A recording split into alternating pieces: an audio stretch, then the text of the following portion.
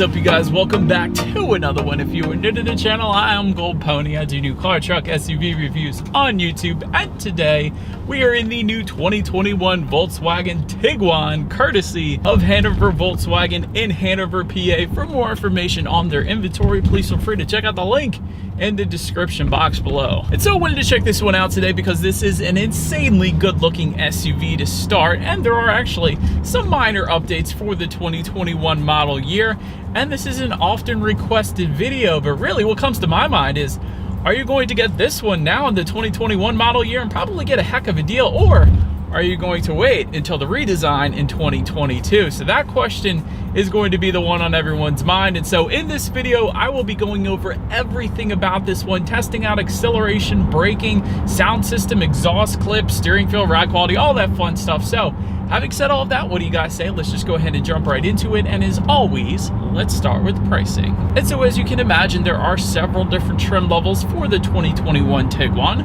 First one being the S, starting at $25,245. SE for $27,395. SER Line Black for $30,595. SEL for $32,545. And the SEL Premium R Line, the one we have today, starting at $39,095. And so with the exception of that SEL Premium R Line, all of those other trim levels come standard with front wheel drive. If you wanted to add all-wheel drive to any of those other trims, simply add $1,300 to any of those prices. And so regardless of trim level that you go with, though, the power plant on the Tiguan is going to be the same. Powering this one is a 2-liter turbocharged inline 4-cylinder, putting out 184 horsepower, around 4,300 RPM, 221 pound-feet of torque, coming in at 1,600 RPM. Power again sent to front wheels or all wheels through an 8-speed automatic, with MPG numbers coming in at 23 in the city, 29 on the highway, taking regular unleaded fuel. And so, but before we put this one to the test, give it a little acceleration test here, I did want to mention there are actually some drive modes that do come standard on the Tiguan, and that drive mode dial is located directly behind the shifter. And so with that, not only do you have on-road drive modes, but also off-road drive modes as well. And so the way that works is if you press in the mode button in the center there, that is going to give you your on-mode drive modes, and they will include Eco, Normal, Sport, and Custom. And then if you were to turn it to the right or the left, that is going to give you your off-road drive modes, and those will include Snow, on-road, off-road, and off-road custom. And so all in all, when it comes to those adjustments, what they actually adjust is the shift points, the throttle response, steering sensitivity, the all-wheel drive system engagement, and the traction control systems as well. So all in all, you don't always get all of those adjustments on a lot of other manufacturers out there. So that is pretty cool. I like that. But having said all of that, now let's go ahead and find a straightaway, and let's put the acceleration here to the test, and let's see how quickly we can get our new 2021 Volkswagen Tiguan here up to speed. All right, you guys, so I got it in sport driving mode here just to give it the full experience. We're gonna wait for this truck to pass here, and then we'll do a quick little acceleration test, and I think about now. Here we go. And off we go. Oh. Dang, I like these digital gauges. It's not bad. It's not the quickest thing in the world, not the quickest SUV I've ever tested, but you know what? For the size of this, it does the trick. Certainly not going to have any issues merging onto the highway, and quite honestly, who's going to be racing a Tiguan anyways? So plenty of acceleration for this one. I'm not too worried. But to go along with that acceleration, as always, braking is equally important. And so up front, you will find 13.4-inch ventilated front discs. In the back, 12.2-inch ventilated rear discs. As far as that 60 to 0 stopping distance goes, it comes in at 134 feet, which quite honestly, it is a little bit on the higher side if you were comparing it to some of the others in its class, but it is a softer braking feel, I will say that. So it doesn't bite quite as hard as some of the other SUVs, but really 134 feet is kind of the borderline of average to not as quick as it should be, but still braking feel is acceptable, I would put it that way. But then touching on suspension and handling, up front you're going to get a McPherson strut front suspension. In the back, independent multi-link rear suspension, front and rear stabilizer bars. As far as the ride quality goes, it's probably the first thing I noticed in this one. This one rides pretty darn good, I gotta be honest. Maybe it's because I'm coming off of driving the Golf GTI, but I will say the ride quality is plenty fine in the Tiguan. I would even say above average. It rides pretty darn good. As far as the steering feel goes, I do have it in sport driving mode here, and the steering feel is nice. It has a nice weight to it. Not overly weighted, but not underly weighted either. I guess you could say it's just right for the Tiguan, so no issues there for me. As far as cabin noise goes, Volkswagen got it right once again there. I've gone over 50 miles per hour. There's no exterior wind noise coming into the cabin, so we'll say well done Volkswagen on cabin noise for the Tiguan. Even with this panoramic sunroof, a lot of times wind noise will come in through that as well, but even with that, it's fine. No issues there.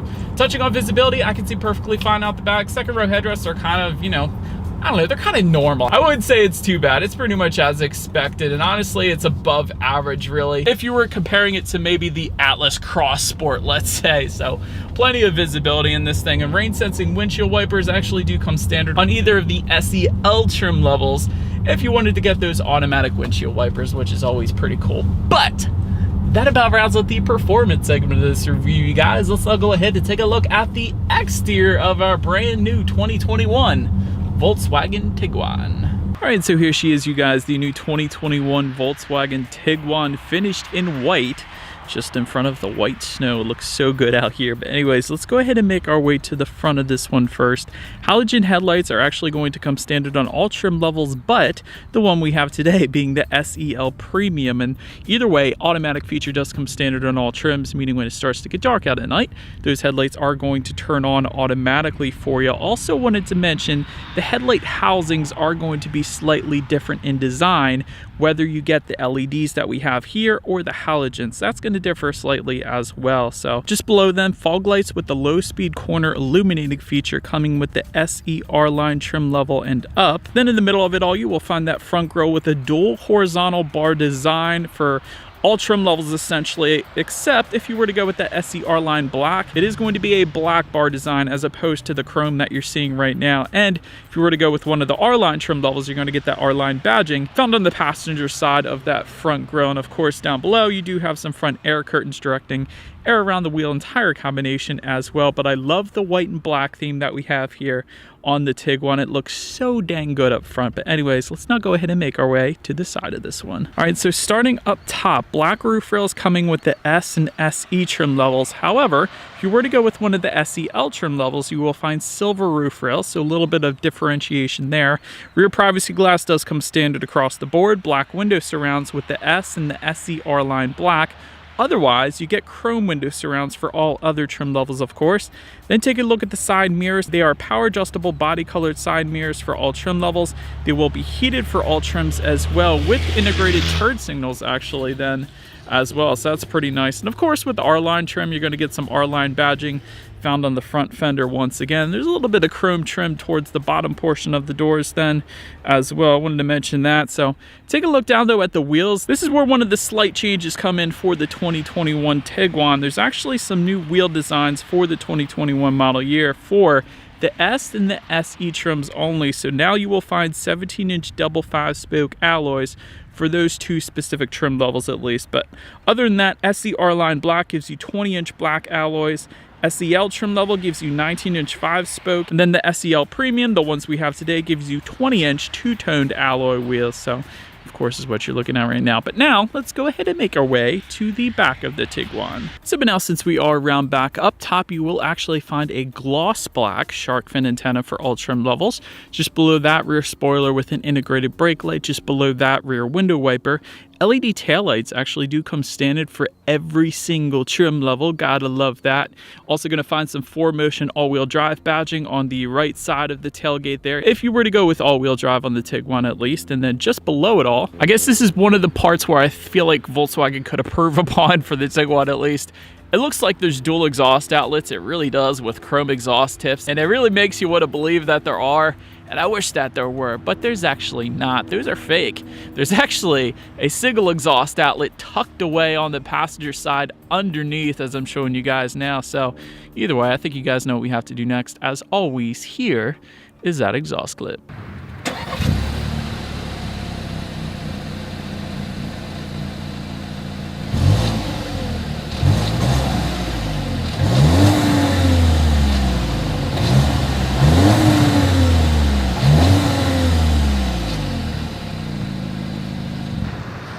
Alright, so now since we are around back of the Tiguan, there are a few different ways to go ahead and open this thing up. There is a button on the key fob itself, that is one way. Also a button on the driver's side door.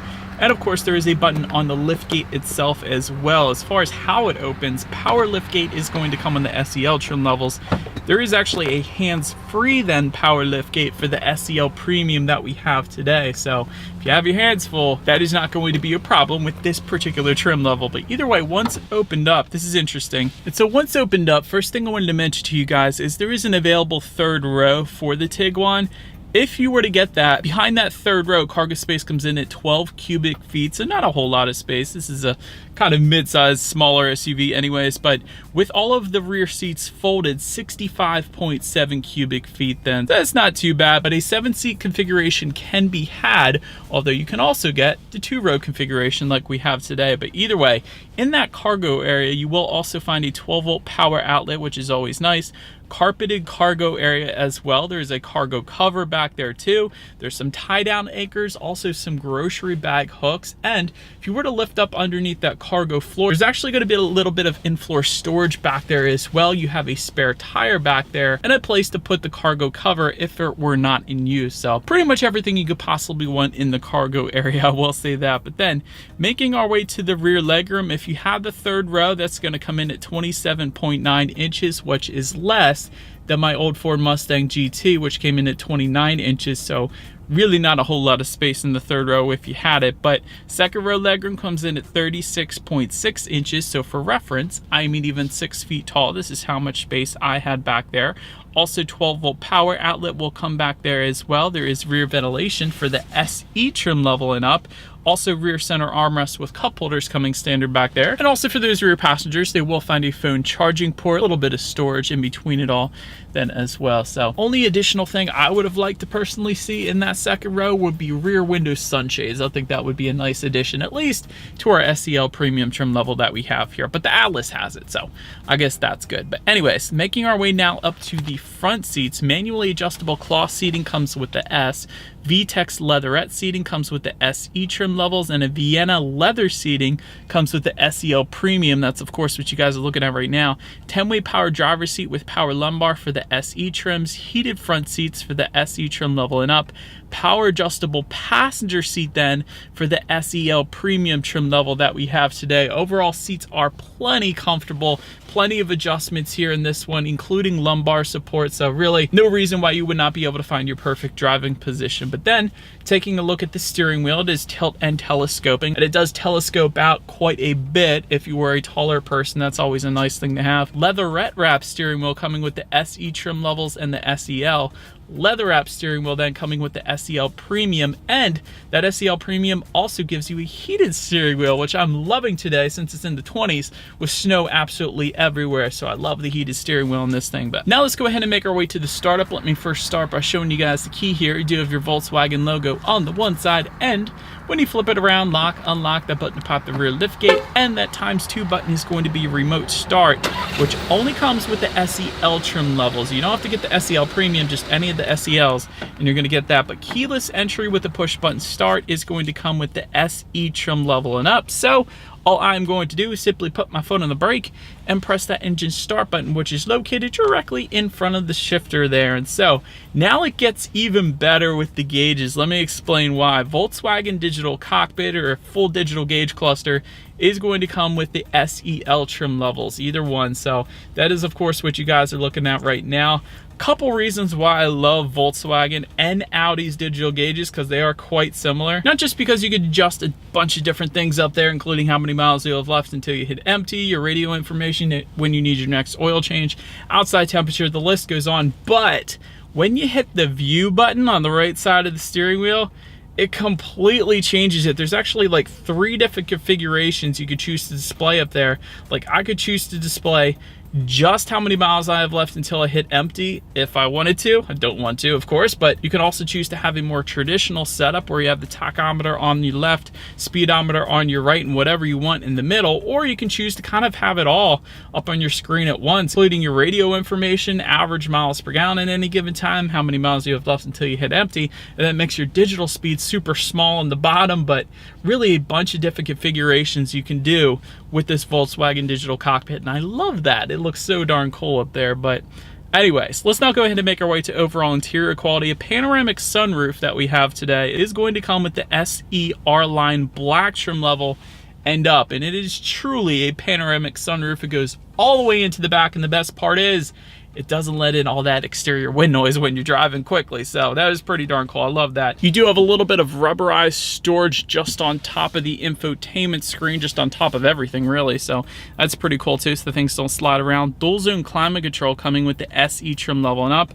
Wireless phone charger coming with the SE trim level and up, which is actually located directly in front of the shifter in case anybody was curious about that. Stainless steel pedal caps coming with the SE R-Line black trim level, and you kind of have that to a certain degree with the SEL Premium that we have here today too, so that's pretty cool. Auto dimming rear view mirror coming with the SEL trim levels, and it is a frameless auto dimming rear view mirror, which looks amazing. You have a compass in the upper right hand corner and homelink controls to up to 3 different garage doors as well, so that's wonderful. Ambient lighting also coming with the SEL Premium trim level that we have here today, which I love. Also big fan of the plastic carbon fiber-ish look that you can find just above the passenger side glove box. Continues onto the doors as well. That's pretty cool. You have some nice stitched leather found on the doors in addition to that. That's pretty nice. Just around the wireless phone charger, you have a 12-volt power outlet, 2 phone charging ports in there as well in case more than one person wants to charge their phone at the same time.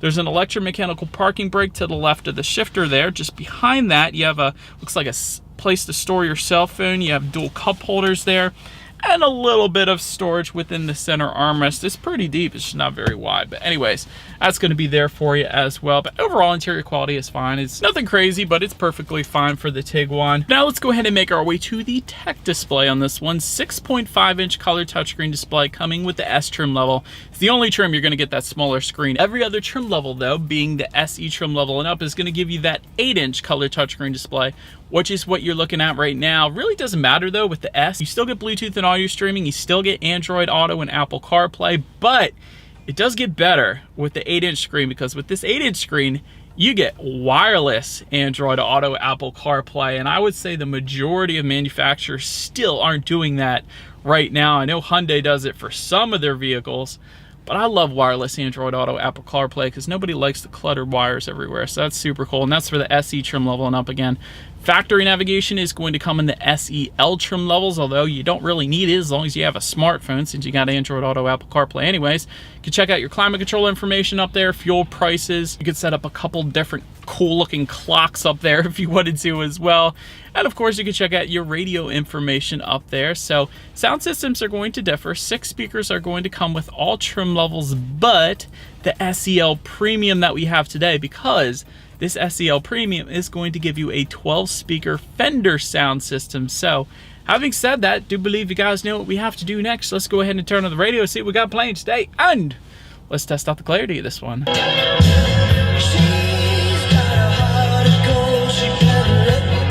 Nothing like jamming out to the 80s with a digital gauge cluster, let me tell you.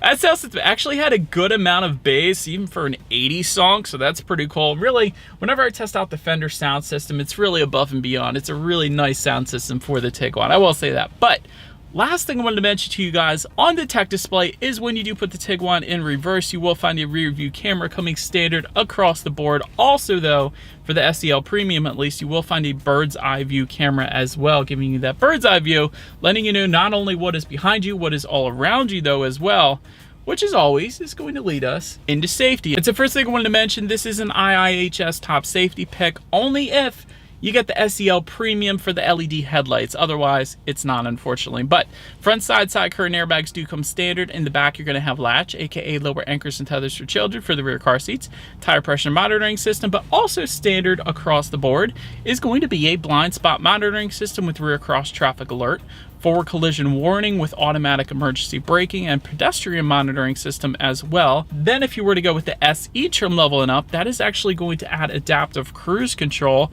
And if you were to go with the SER line black trim level, that is going to give you front and rear parking sensors then as well. And so overall, when it comes to my final thoughts of the Tiguan, the first thing that always catches my eye is the design. The exterior styling on the Tiguan is wonderful. It's an amazing looking SUV, quite honestly.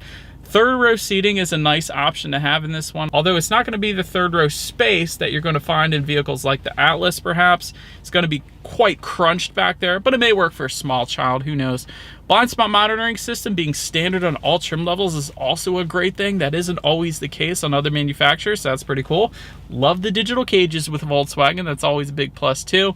When it comes to my constructive criticism on this one, LED headlights really should come standard on all trim levels at this point. Many other manufacturers like Mazda, I'm sure there's some others out there I can't think of at this time, do actually give you LEDs on all trim levels. So maybe for the 2022 model year when it's redesigned, it'll have that.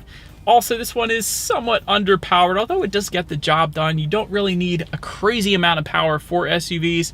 It's still somewhat underpowered when you compare it to the competition. I'll just put it that way. And so in the end, my question to you guys, put it in the comments, your answer. If you're interested in the Tiguan, are you going to be waiting for the 2022 redesign, or are you going to be trying to take advantage of probably some amazing deals you can get on the 2021, seeing as the redesign is right around the corner? Let me know in the comments section below. That is about it for this one, you guys. Feel free to follow me on social media, on TikTok, if you want to see what's coming next on the channel before it actually hits YouTube.